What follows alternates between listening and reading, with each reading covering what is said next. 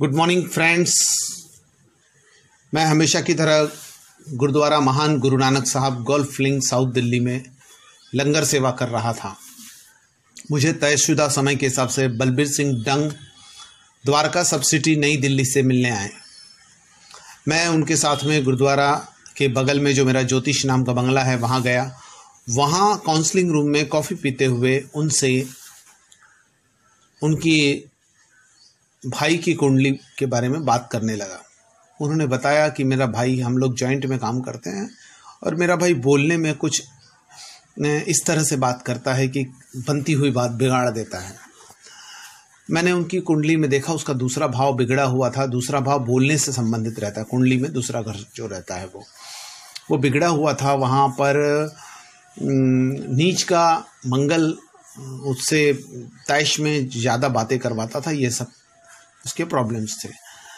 इसको सोच समझ के डील करना चाहिए, ये बात मैंने उसको बताई और इससे बहुत सारी बातें बिगड़ती, ये भी मैंने बताया। तो मैं बोला उसको बोलने के किसी काम में मत रखो, उसको जैसे वर्किंग वाले किसी काम में एडजस्ट करो। जैसे कुछ सामान बांधना है या का सामान तैयार करके देना है, वो सब काम जहाँ बातचीत करने का ढंग है उसमें उसको एडजस्ट ना किया, नहीं तो वो बात बिगाड़ देगा। उन्होंने मेरी बातों का समर्थन किया और मैं बोला ये रिपेयर नहीं हो सकता।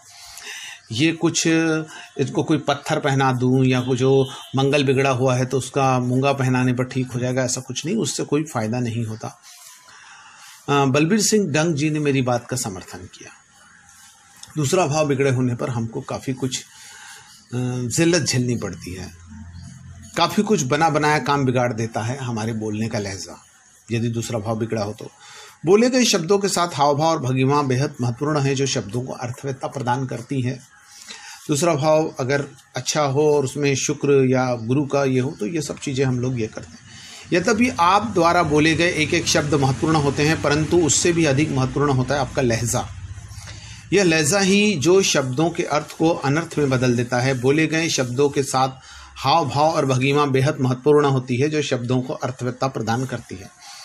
यदि हम ठीक है, ये बात को अगर ठीक है ऐसा बोलेंगे, जोर से बोलेंगे तो हमारा गलत मैसेज जाएगा, और ठीक है जी इस तरीके से बात करेंगे तो मैसेज अलग जाएगा। ये दूसरा भाव बिगड़ा होने पर ये सब चीज़ें होती है।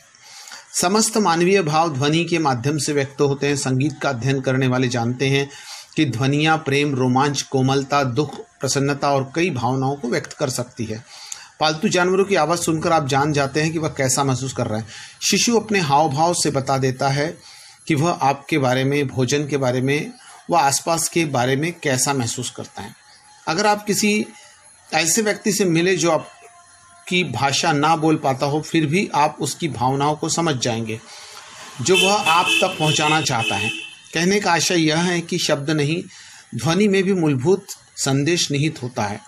संप्रेषण के दौरान ध्वनि को अक्सर नज़रअंदाज कर दिया जाता है। बच्चों को यह सिखाया जाता है कि शब्दों को सही बोलना चाहिए, परंतु उन्हें यह नहीं सिखाया जाता कि शब्दों को उत्साहपूर्वक बोलना चाहिए।